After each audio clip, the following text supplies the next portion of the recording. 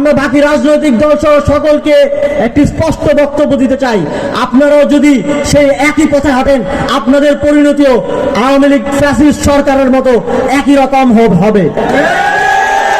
গত দীর্ঘ সময়ে যেই সরকার ছিল তাদের সাথে জনগণের ম্যান্ডেট না থাকায় তারা ছিল একটি নতজানু সরকার।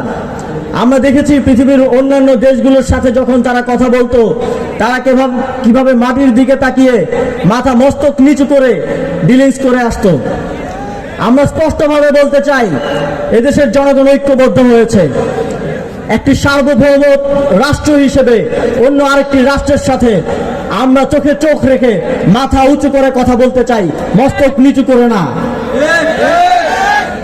আমরা জাতীয় স্বার্থের জন্য কথা বলতে চাই, দলীয় স্বার্থের জন্য না।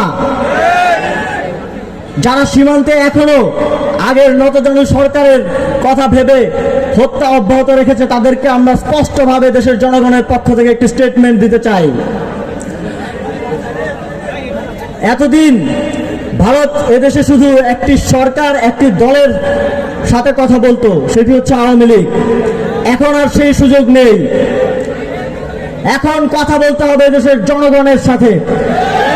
জনগণ পররাষ্ট্রনীতির ক্ষেত্রে যে সিদ্ধান্ত নিবে সেটি এই সরকার বাস্তবায়ন করবে। সুতরাং জনগণের বুকে গুলি চালিয়ে জনগণকে হত্যা করে বাংলাদেশকে আগ্রাসনের শিকার করে যে প্র্যাকটিস তারা এতদিন ধরে করে এসেছে সেখান থেকে সরে আসতে হবে। জনগণের সাথে কথা বলতে হবে, চোখে চোখ রেখে কথা বলতে হবে, সমুন্নত সম্মান দিয়ে কথা বলতে হবে। আমরা আরেকটি কথা স্পষ্টভাবে বলে দিতে চাই, সকল মানুষটা আসলে সমান না। যদি সমান হতো তাহলে এই ফ্যাসিবাদ গড়ে উঠতে পারতো না। অনেকেই ফ্যাসিবাদের সুযোগ নিয়ে গত দীর্ঘ 15 বছর ধরে চাঁদাবাজি করেছে, দখলদারিত্ব করেছে। এখনো আমরা দেখতে পাচ্ছি সেই মনোভাবাপন্ন লোকেরা কিন্তু রয়ে গেছে। আমরা তাদেরকে স্পষ্টভাবে একটি কথা বলতে চাই, আওয়ামী লীগ সরকারের এই পতনটা কিন্তু দীর্ঘদিন তাদের যে চাঁদাবাজি, দখলদারিত্ব, মানুষের উপর যে অন্যায় অবিচার তারা করেছে তার একটি চূড়ান্ত ফসল। আমরা বাকি রাজনৈতিক দল সহ সকলকে একটি স্পষ্ট বক্তব্য দিতে চাই, আপনারাও যদি সেই একই পথে হাঁটেন আপনাদের পরিণতিও আওয়ামী লীগ ফ্যাসিস্ট সরকারের মতো একই রকম হবে।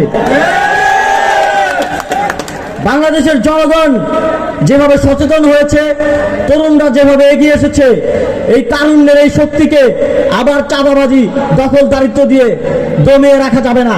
এই শক্তি সমুন্নত থাকবে এবং ভবিষ্যতে বাংলাদেশে যাতে কোনো ফ্যাসিবাদী শক্তির উত্থান ঘটতে না পারে তা আমরা নিশ্চিত করব।